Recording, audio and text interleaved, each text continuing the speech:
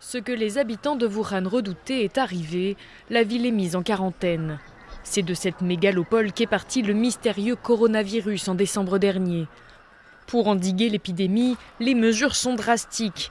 Interdiction à ces 11 millions d'habitants de sortir de chez eux, sauf dérogation spéciale, tandis que la circulation des trains et les avions reliant la ville à l'extérieur est suspendue.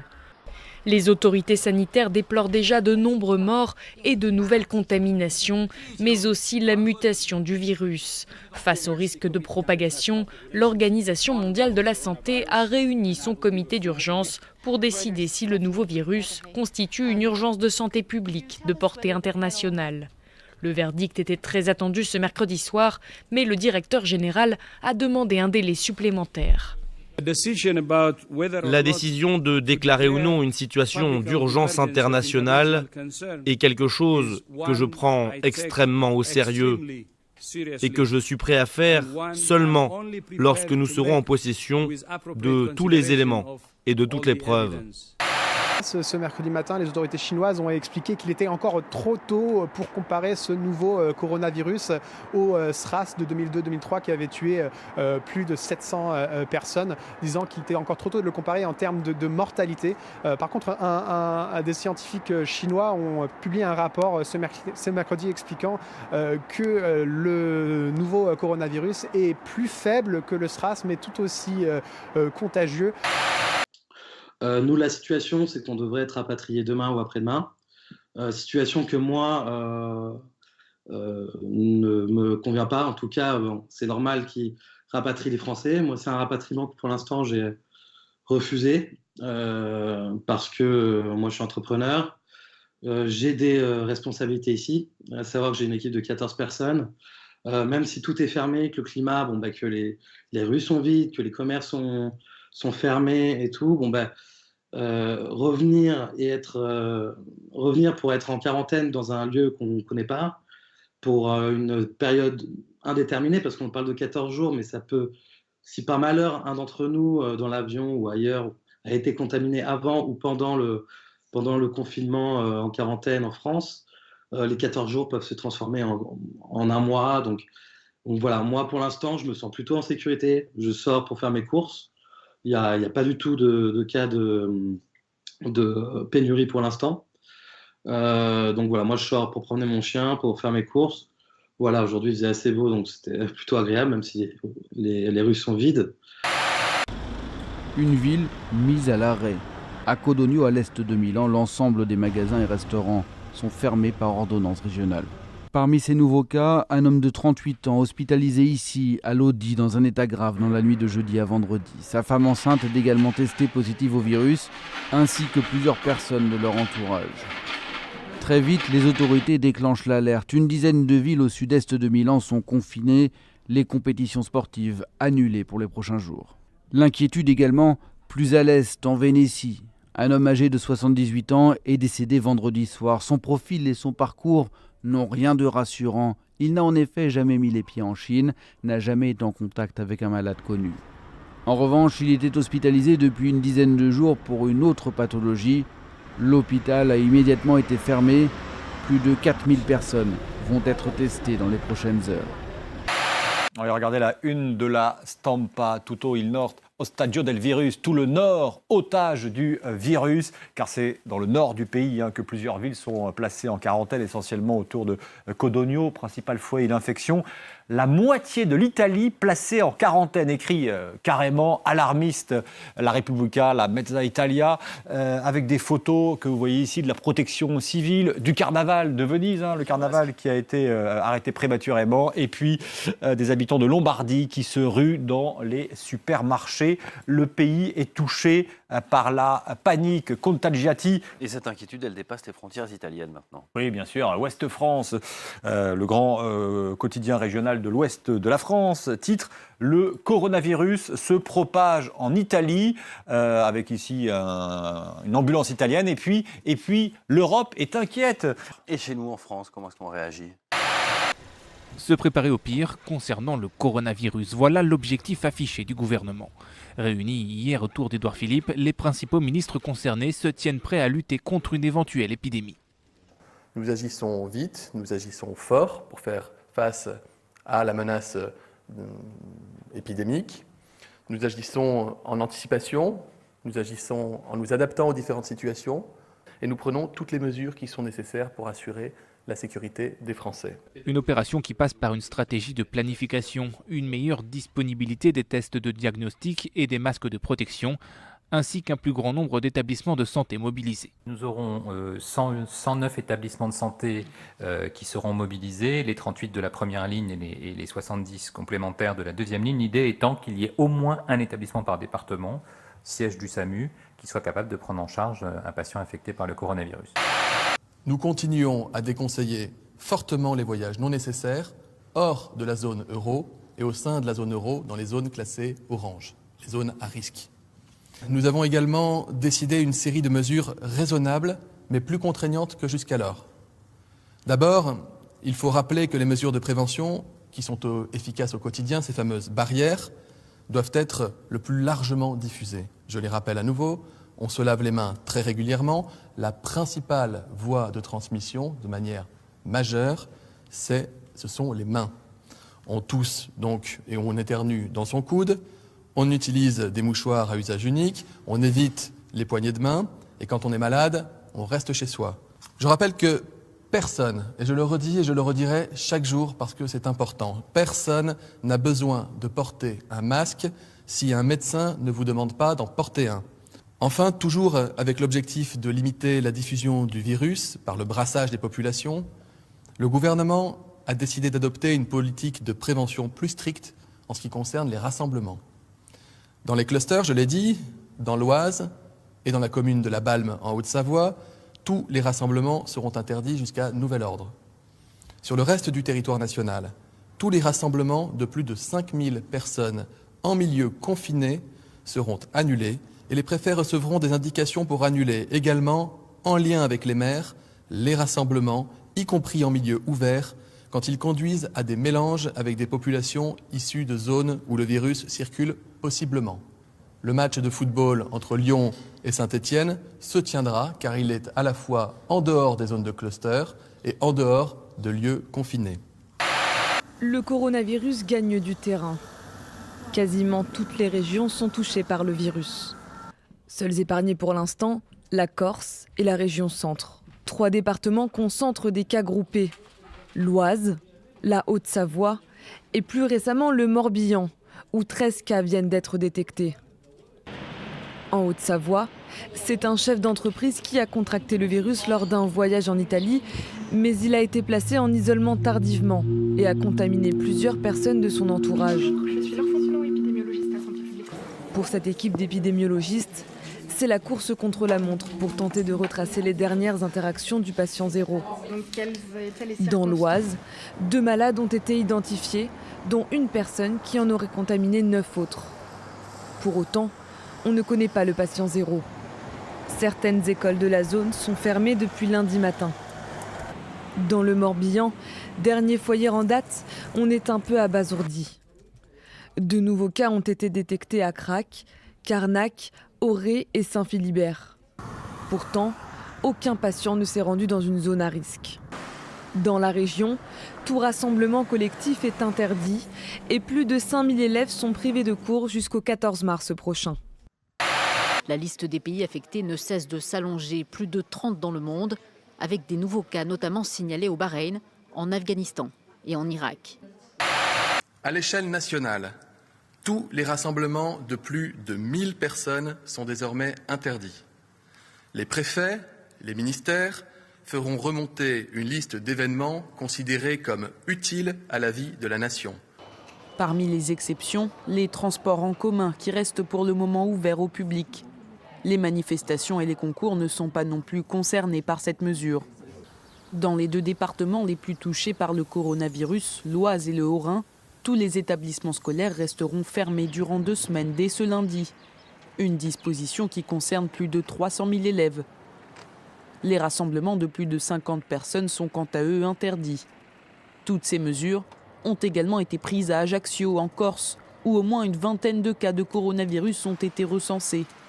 Malgré toutes ces restrictions, la France maintient le stade 2 de l'épidémie, tout en se préparant au stade 3, où des confinements sont prévus sur une grande partie du territoire, voire sa totalité. Dans cette période que nous vivons et que nous allons vivre, parce que nous sommes rentrés dans une phase qui va durer des semaines et même sans doute des mois, il est indispensable d'avoir la clarté, la résilience, le sang-froid et la détermination pour freiner d'abord l'épidémie, ce que nous sommes en train de faire, puis lutter contre celle-ci. Nous devons tous avoir conscience que nous sommes et serons mobilisés dans la durée. Mais nous sommes prêts. Et je sais que nous aurons cette force de relever ce défi. Ces vidéos de rayons vides sont postées par des clients sur les réseaux sociaux. Un peu partout en France, les produits de première nécessité comme les pâtes, le riz, l'eau, mais aussi les produits d'entretien sont dévalisés.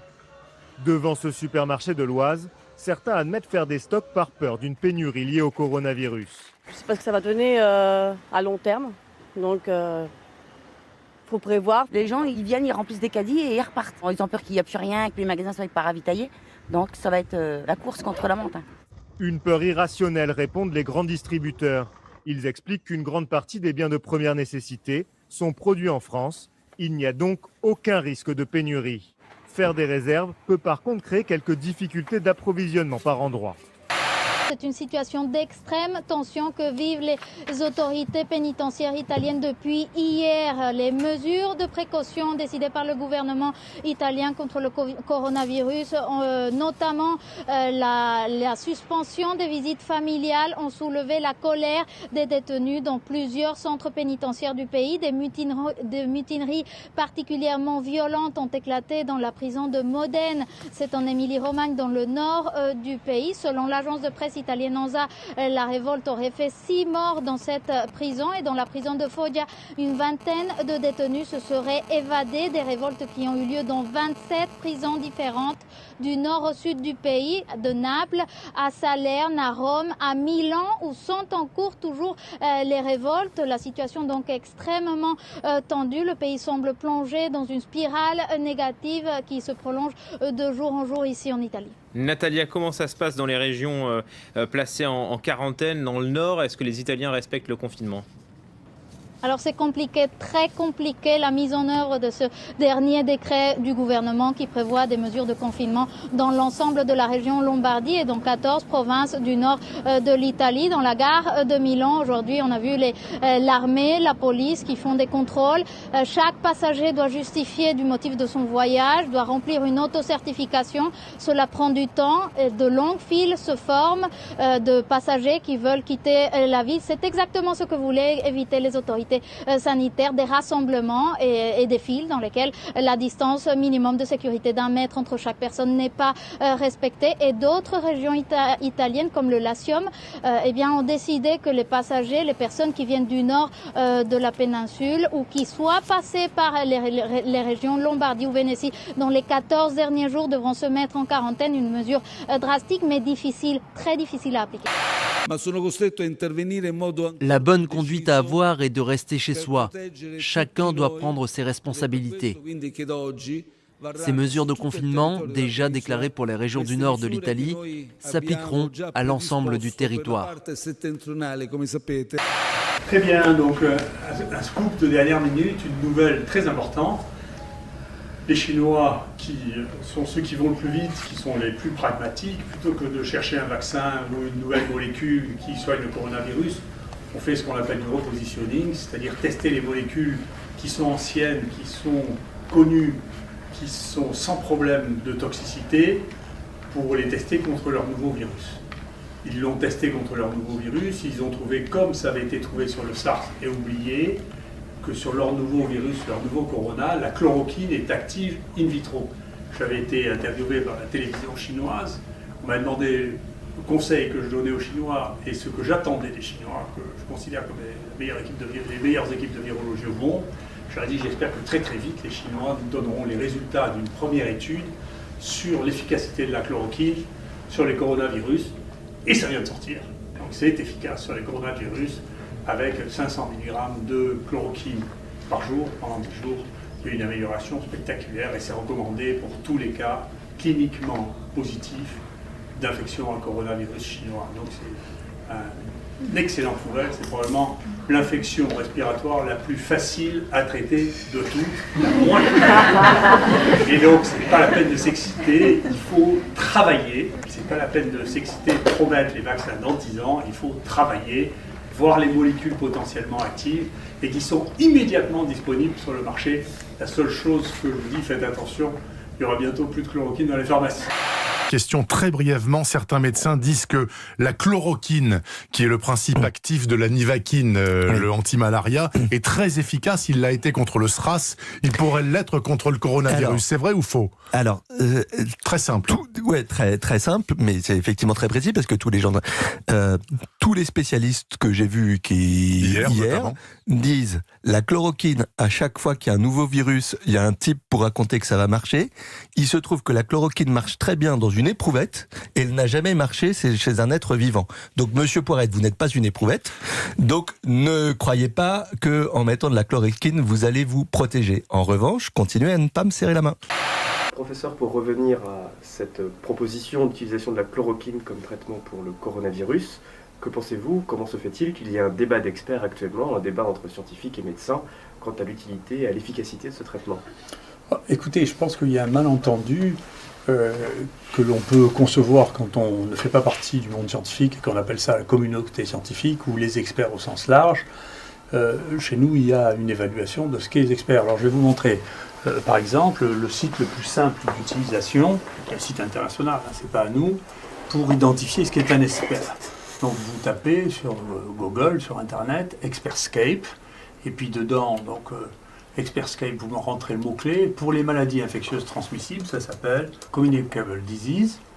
Ok, on appuie sur Show Expert, et Show Expert, vous savez qui c'est, qui est Show Expert, et donc je suis désolé, mais je suis le premier expert, et non seulement ça, mais si vous regardez dans les endroits dans lesquels ça se passe, en particulier vous regardez à Marseille, vous voyez, eh bien vous trouvez que les seuls experts mondiaux qui soient lisibles en France dans cette zone-là sont ceux de Marseille, vous voyez, et donc quand on marque INSERM, en réalité c'est Marseille, et donc Université d'Aix-Marseille, vous voyez que les seuls experts visibles en France, vous voyez, sont des experts qui sont ici, les 5 visibles au niveau mondial de l'expertise dans ce domaine-là, et c'est lui dans les maladies transmissibles. Et si vous regardez ensuite dans virus, vous regardez qui sont les experts mondiaux présents en France, et si vous regardez dans antibiotiques, vous verrez quels sont les experts mondiaux trouvés en France,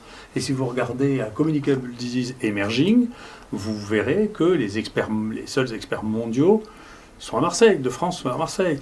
Donc c'est intéressant, mais ce qui est un expert pour une télévision ou pour un groupe, c'est une chose, ce qui est un expert pour la science, c'est une autre chose. Voilà. Et donc, moi, je suis indifférent au fait que les uns les autres pensent qu'ils sont des experts, ça m'indiffère. Cela étant, il y a des manières de quantifier le niveau scientifique des gens, qui est facile à évaluer. Il suffit de regarder pour savoir qui est quoi dans un domaine donné scientifique. Pour quelles raisons vous êtes-vous intéressé et avez-vous communiqué sur la question de la chloroquine? La chloroquine est un médicament avec lequel je travaille depuis longtemps. J'ai été le premier à utiliser l'hydroxychloroquine dans le traitement des maladies infectieuses aiguës, en particulier pour les bactéries intracellulaires, pour lesquelles on n'arrivait pas à éradiquer les microbes. Donc pour 2 maladies, la fièvre Q et la maladie de Whipple, j'ai suivi personnellement 4000 de ces personnes depuis 30 ans, que j'ai traitées avec de l'hydroxychloroquine pendant en moyenne 1 ou 2 ans, dont j'ai fait les dosages dans le sang. J'ai regardé, depuis 4 ans et demi, on a fait 2000 dosages d'hydroxychloroquine dans le sang. Et donc j'ai une énorme expérience de ce médicament dans les infections. Et depuis longtemps, on pense que ce qui marche pour les bactéries intracellulaires, c'est-à-dire qu'ils se multiplient dans les cellules, doit marcher pour les gros virus parce qu'ils rentrent par les mêmes mécanismes, ils vivent dans les mêmes vacuoles.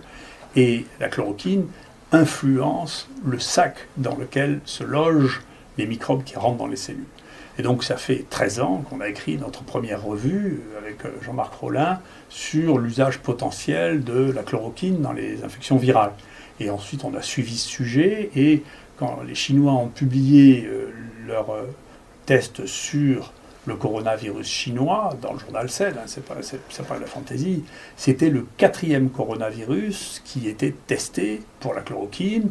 2 des coronavirus qui circulent beaucoup en France, qui sont des coronavirus humains, qui sont très communs, un qui était le SARS et un qui est maintenant le coronavirus chinois. Donc c'est 4 virus différents, testés par des équipes différentes, qui donnent des résultats qui sont comparables. Et comme la concentration dont on a besoin pour empêcher la culture du virus au laboratoire est une concentration qu'on peut atteindre avec les doses que nous utilisons pour le traitement des malades, c'était assez logique de passer à ça. Comme en plus de ça, c'est des médicaments dont on connaît la sécurité, dont on connaît le dosage, parce qu'ils sont extrêmement utilisés, bien entendu. C'est les Chinois qui avaient fait une déclaration dès la publication de l'efficacité de la chloroquine, ont dit on va tout de suite l'essayer. C'est ce qu'ils ont fait. Et peut-on faire confiance aux Chinois lorsqu'ils disent qu'il faut essayer la chloroquine et qu'il faut l'utiliser? Si vous voulez, c'est insultant comme question. Ces gens se posent cette question. Si c'était une maladie purement américaine, qu'il n'y ait que les Américains qui aient soigné cette maladie, et que le Center for Disease Control ou le président des États-Unis disent écoutez, maintenant il faut traiter ces malades avec ça, personne ne discuterait ça. Là, que des gens qui n'ont jamais traité une infection à coronavirus aient une opinion sur les gens qui ont 20 essais en cours et pour lesquels les éléments ont été suffisants pour que le gouvernement et tous les experts chinois, c'est des experts qui connaissent le coronavirus, hein, pas que sur le papier, c'est leur métier, hein, prennent une position officielle en disant maintenant il faut traiter avec de la chloroquine les infections à coronavirus, c'est déraisonnable de dire écoutez, les Chinois on s'en fiche. Non, c'est pas comme ça. Après, bien entendu, chacun sait qu'entre le moment où on a les premiers résultats et le moment où on fait une publication internationale acceptée, il faut un certain temps. Il est bien possible que la finalisation de l'ensemble de cette publication arrive au moment où il n'y aura plus du tout de coronavirus parce que le temps se sera réchauffé. Donc, bien entendu, ils ont pris une mesure de santé publique qui est de communiquer aussi rapidement que possible, comme on le fait dans un congrès. Donc tout le monde fait ça. C'est simplement parce que c'est les Chinois qui font ça que, je sais pas, les gens disent c'est pas sûr parce que c'est les Chinois. Donc pour l'instant, comme il n'y a pas d'autre alternative qui soit crédible, entre donner un médicament qui a été testé par les gens qui ont le plus de connaissances au monde sur une maladie et essayer une nouvelle molécule en disant écoutez, peut-être que cette nouvelle molécule marche, il faut revenir à une réflexion basique, si vous voulez, qui n'est pas une réunion d'opinion, mais une réunion de factuellement, qu'est-ce que vous avez qui vous permet de dire que le gouvernement chinois et tous les scientifiques chinois qui font une information prioritaire se trompent. Si vous étiez touché par le coronavirus, prendriez-vous de la chloroquine? Oui. Si on regarde ce qu'est la mortalité, il y a une mortalité qui est relativement importante dans la province d'Hubei, qui est énorme, hein, c'est grand comme la France, hein, où il y a eu 1500 cas, ce qui est moins que l'infection à virus respiratoire syncytial en France, qui a la même taille, qui est moins que Clostridium difficile en France. Donc dans l'épicentre de l'épidémie, y compris la mortalité, si vous la rapportez à la population, qui est de 56 millions d'habitants, est quelque chose qui est encore très faible. Il est probablement mort moins de personnes de nouveau corona dans cette zone chinoise que de grippe dans le même temps. Et peut-être de virus respiratoire syncytial dans le même temps. Donc c'est beaucoup de bruit pour pas grand-chose, pour nous, pas du tout, et pour, y compris la Chine, pour pas énormément. Dans le reste, et pour la mortalité, si on rapporte la mortalité de manière simple, c'est-à-dire le nombre de morts par rapport au nombre de cas diagnostiqués, elle est de 0,5% en dehors de cette zone en Chine, et elle est de 0,5% dans le reste du monde, c'est-à-dire une mortalité faible pour des cas diagnostiqués. Donc, et la chance que ceci continue est inconnue, bien entendu, comme tout ce qui est l'avenir, mais il n'y a pas d'infection virale respiratoire qui ne soit pas saisonnière. Ça n'existe pas. Donc, paradoxalement, la chose la plus intelligente qui a été dite, c'est par Trump, qui a dit, écoutez, au printemps, ça va disparaître, parce que c'est vrai que la plupart des infections virales saisonnières s'arrêtent au printemps, tandis que Fauci, qui est le grand scientifique qui dirige le NIH, lui a dû devenir gâteux parce qu'il dit ça n'a pas d'importance. C'est ça qui est important. Les 10 000 morts de grippe n'ont pas d'importance parce que ça va s'arrêter au printemps et qu'on a des vaccins. Mais enfin, il y a 10 000 morts quand même depuis le début de l'année de grippe aux États-Unis versus 0 par le coronavirus. Donc le sens de la réalité a disparu. Professeur Didier Raoult, Yanis Roussel, que pensez-vous de l'état actuel de la situation épidémiologique du coronavirus et des dangers qu'il représente? Bien, écoutez, on a plus de cas en France, c'est évident. En même temps, on a plus de recul. Tout ça est à mettre en perspective de ce que nous savons. Vous savez, les infections virales respiratoires, elles tuent 2,6 millions de personnes par an dans le monde. En France, quand ça a été analysé pour une mauvaise année, qui est l'année 2017, pour lequel on a même conclu à la fin qu'il y avait une diminution de l'espérance de vie à cause d'une surmortalité importante pendant les mois d'hiver qui est attribuée au virus respiratoire. On avait estimé qu'il y avait une surmortalité de plus de 60 000 personnes pendant cette époque-là qui était due au virus respiratoire. Donc c'est pour mettre en perspective ça, quand tous les jours la presse annonce il y a un mort de plus, avant d'arriver à faire changer les statistiques de mortalité sur les infections respiratoires, il faudra en faire beaucoup. Donc moi je ne fais pas de prédiction parce que ce n'est pas ma nature, il y a des gens pour ça, mais globalement la chance qu'il y ait une augmentation visible au niveau du monde, au niveau de la France, de la mortalité liée aux infections respiratoires, incluant ce coronavirus, est proche de zéro. Je ne crois pas qu'il y aura plus de morts par infection respiratoire. Les infections respiratoires que l'on voit, qu'on commence à voir, ne sont pas par nature ni plus graves, ni moins graves, ni différentes de ce qu'on voit avec les 20 virus respiratoires qui circulent déjà.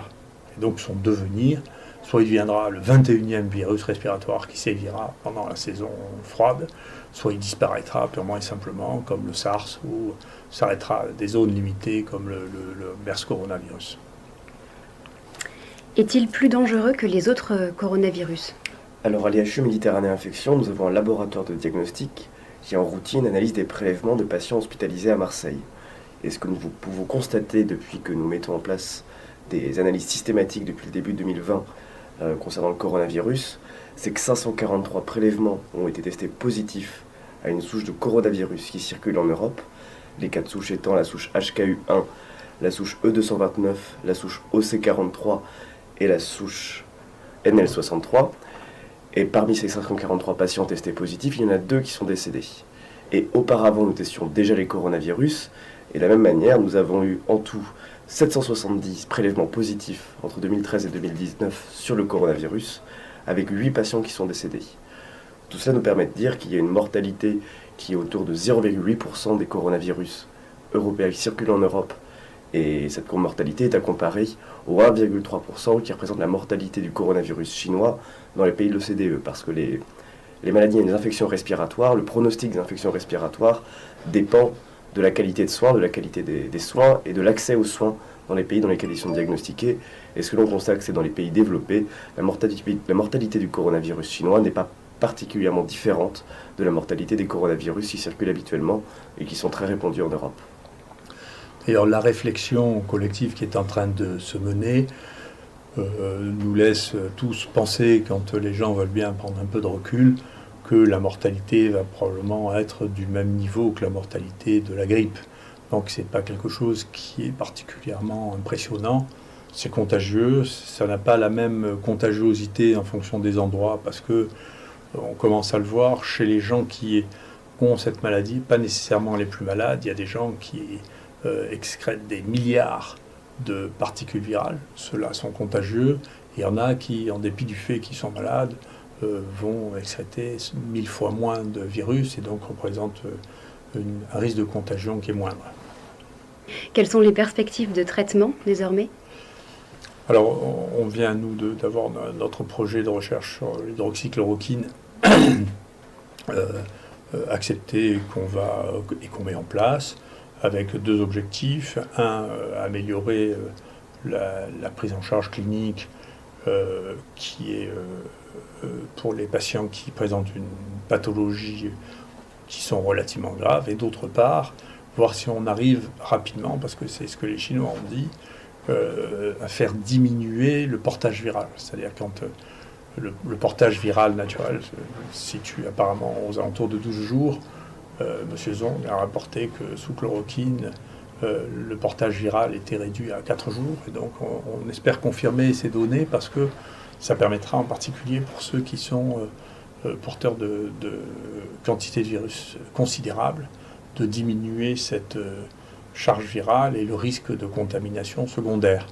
D'ailleurs, encore une fois, la Chine, maintenant l'Iran, d'autres pays sont en train de recommander en première intention d'utiliser la chloroquine, qui est quand même, là aussi, on a entendu beaucoup de choses, mais vous savez, de connaître les risques toxiques d'un médicament qui est utilisé depuis 60 ans ou 70 ans, c'est beaucoup plus facile que de connaître les risques toxiques d'un médicament qui n'a pas été utilisé, qui commence à être utilisé, pour lequel on n'a aucune idée de la toxicité.